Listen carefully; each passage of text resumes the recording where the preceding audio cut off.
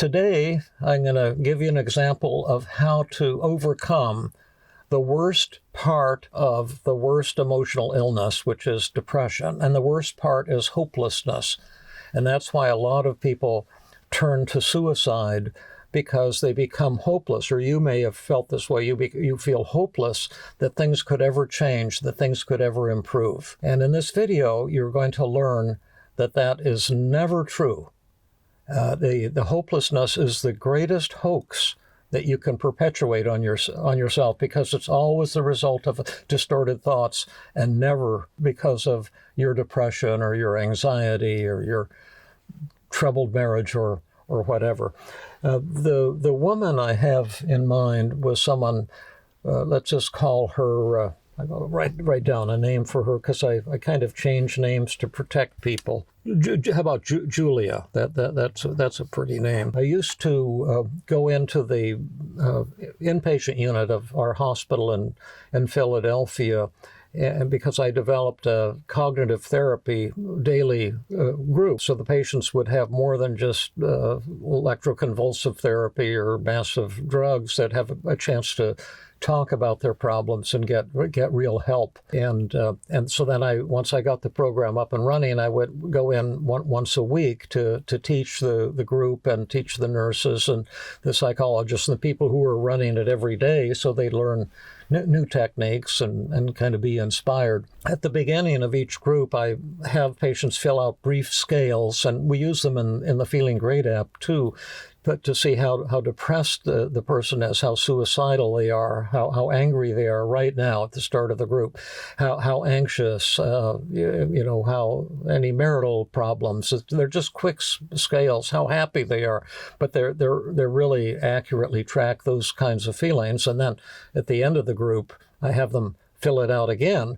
How are you feeling right now? Because the goal is to cause changes, if we can, for one or more people within the group. I'm always in favor of let's change the way you feel right now today. So at the beginning, one of the women who filled out the scale, we're going to call her Julia, had indicated like the highest possible score on the depression test and the suicidal urges scale. And I said, boy, it looks like you're feeling pretty desperate and down. Can you tell us what's going on? And she said, well, yes, I've been struggling with what's called rapidly cycling bipolar manic depressive illness, which is presumably the most severe and difficult kind of manic depressive illness.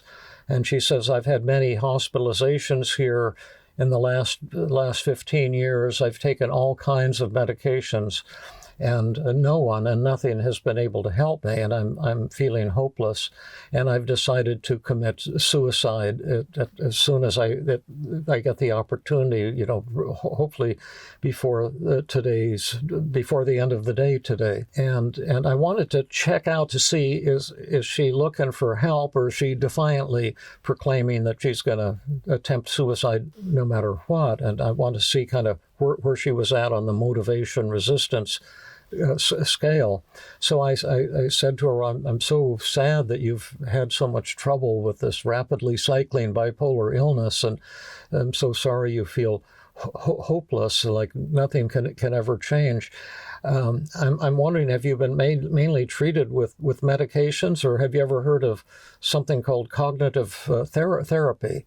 And she said, no, I've never had anything other than, medications and just chatting with the doctor who supplies the prescription. And but I've never heard of cognitive therapy. I don't know what that is. And I said, well, that's we work with your changing the way you think to change the way you feel. And if you'd be interested, we could try it in today's group. Would you be interested if it could help you? Would you want that? And she said, oh, absolutely. If it could help me, I would definitely want that. And so I knew then she was motivated and she was open and receptive, which is always a great sign. And so then I said, let's tell me a little bit about your illness, and then I'd like to hear what some of your negative thoughts are.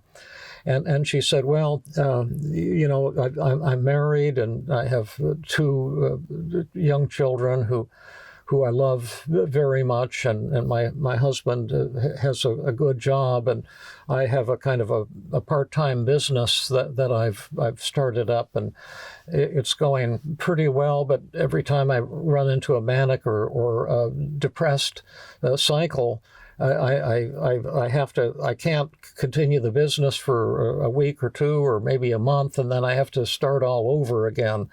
And the manic depressive illness has just really screwed up my capacity to have a continuous business with continuous income. And I said, okay, now what are your thoughts when you're feeling suicidal? What are you telling yourself? And I jotted them down here, but let me just make sure I've got them. She had just 3 negative thoughts.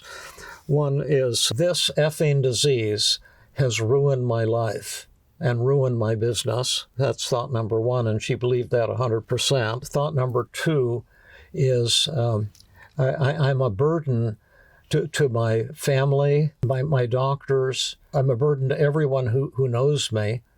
And she believed that 100%.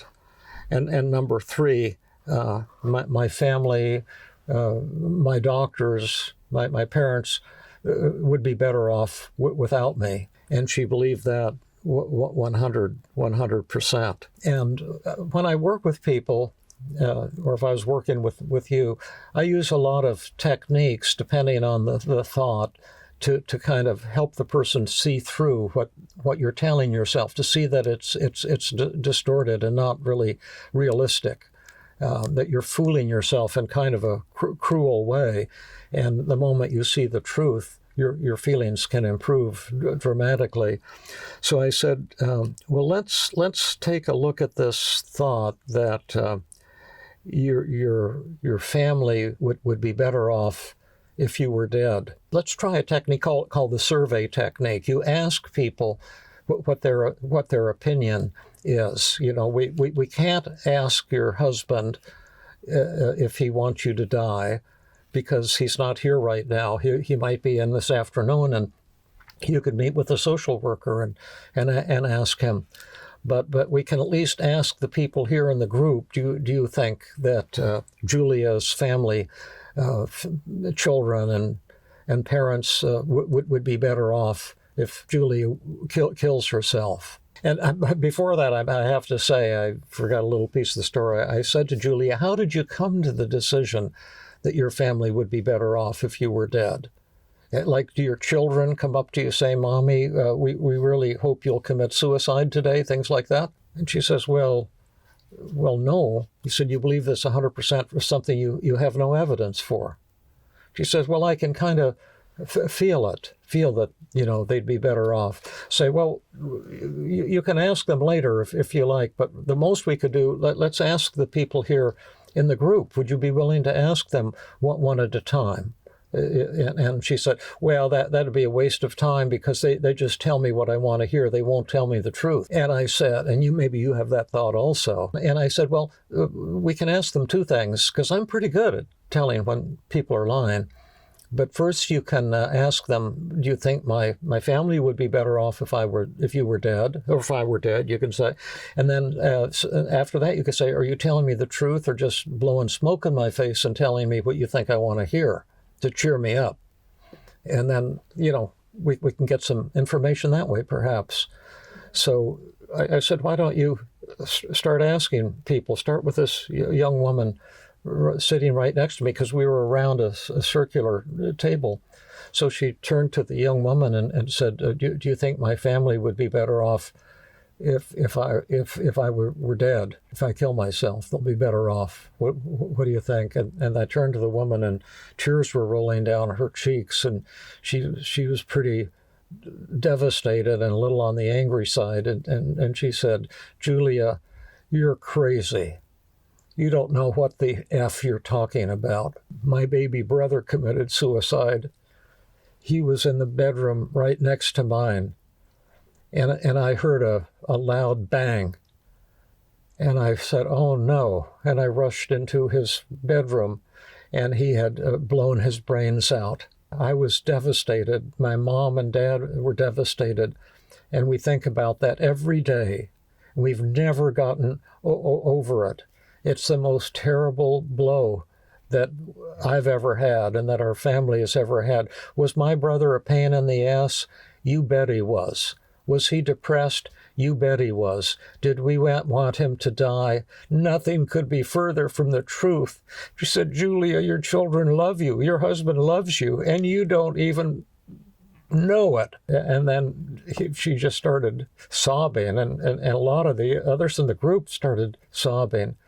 And I said, why don't you ask the next one? And the next one was a nurse in our hospital, and said, what's your opinion? Do you think my family would be better off and my doctors if I were dead? And she said, my brother also committed suicide. And it was 20 years ago. And I think about him every day. And the pain never goes away. I loved him so much. And you, Julia, you don't have any idea of what you're talking about. You're telling yourself stuff that's the opposite of the truth. And then she started sobbing, and one by one, she asked the people in the group. She got that many of them had made suicide attempts themselves, had family or friends who had committed suicide. And I said, well, what do you think, Julia? Do they seem to be telling the truth or just blowing smoke in your face? She said, they're telling the truth. And I said, how much do you believe that thought? My family would be better off. My doctors would be better off if I was dead. She says, I don't believe it at all. My belief in that went to zero. And she said, and tell you the truth, I'm feeling just a little bit better, but how about these other thoughts? They seem true, like this effing disease has ruined my life. That's 100% still 100% true, and I'm a burden on my family. That's still 100% true. How can I combat those thoughts? I said, I'll show you. I have this technique called externalization of voices, and we'll play the two parts of you, the negative part and the positive part. And you can take either role you want first, and I'll take the opposite role. And this will be you talking to yourself. Do you want to be your negative self or your positive self? She said, I'll be the negative self. So I said, okay, so talk to me. Tell me those things. And she said, Julia, I want you to know that this effing disease has ruined your life. It screwed up your business. And then I said, well, as the positive Julia, I'd point out there's some truth in what you're saying. The disease has certainly slowed down my business, but I've done pretty damn well with my business in spite of that. I'm actually doing very well. Would I do better if I never had bipolar? Yeah, of course I would, but I'm doing damn good in spite of that. And I'm a pretty loving mother and a pretty loving wife, too. And in fact, my only problem is listening to the bullshit that you keep throwing at me. I'm sick of it. Why don't you shut the F up? Stop putting me down in my ear like that. And I said, who won, Julie? She said, you won. That's huge. Then she said, well, but how do I talk back to this one? I'm a burden, to my family. That's a fact. I said, well, tell me that. Say, Julia, you're a burden. You're still the negative Julia. I'm the positive Julia. She said, Julia, you're a burden to your children, to your husband, to your parents, your family, your friends, and your doctors. And that's a fact, and you can't deny that. And then when I responded, I used a technique called the acceptance paradox. And I said, well, you know, Julia, that's the truth. That one I plead guilty to. I am a burden to my children and my parents and my husband and the people who know me. But to tell you the truth, I didn't decide to give myself a bipolar, manic depressive illness, rapidly cycling type. That wasn't my choice. That was God's choice. I was born with this. I didn't ask for this. If God wants me to be a burden, then I'm just going to be the best little burden I can be. And isn't that what a loving family is for? Don't we all take turns being burdens? You know, sometimes we're sick and we need the help and love of other people, and that's a gift to them as well as the support and love they give me. That's a gift. And I said, who won? And she said, you won. That was huge. And that was called the acceptance paradox. And that's how we work with the distorted thoughts, the cruel thoughts that you give yourself when you're feeling down or hopeless or suicidal or panicky or anxious or inadequate. Well, that's not quite the end of the story, but nearly the end. I said, Julia, I'd like you to take the test you took at the beginning of the group. That's why I like short tests, because they can fill them out in maybe 15 seconds. And her score on the depression test went from 20, which is the worst score a human being can have, all the way to 0. Her suicidal urges went from the most intense a human being can have to 0. In fact, all of her scores went to 0. And I said, how do you feel? She says, I'm feeling fantastic. And all of that took about 20 minutes, and I thought it was pretty amazing that she made more progress in 20 minutes with drug-free therapy. Cognitive therapy is what we were calling it at the time. I have something even more powerful now that I call team CBT, which is like cognitive therapy on steroids. But that's neither here nor there. But I just thought it was interesting that we have all these chemical imbalance theories of mental illness. And we don't know the cause of bipolar manic depressive illness. I'm sure it is some genetic thing in the brain, and we don't know the cause yet. But she made more progress in 20 minutes than she had in 15 previous years of intensive drug therapy from some of the country's top psychopharmacologists. Think about that. One last point. It ends on an even neater note. Then I told the Julie, I said, why don't you're going to have a family therapy session with your husband, and do you mind if I tell the social worker what happened in the group? She said, no, go ahead, and because I said, then I want you to ask your husband if he wants you to commit suicide. So she did it, and she talked to him. He just started sobbing when she said that, and put his arms around her and said, I love you more than life itself, and I could never live my life if I lost you. And she was discharged from the hospital later that afternoon because the staff met and said, we don't think we need to have someone in our psychiatric intensive care unit who's feeling great joy.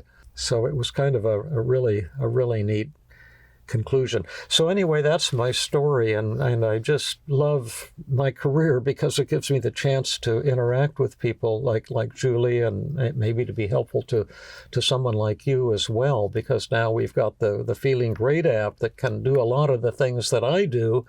And if you want to try it, you can take a free ride on it, and if you want to buy it, you can if it helps you. And if you can't afford it, just contact us and we'll gladly give it to you for free.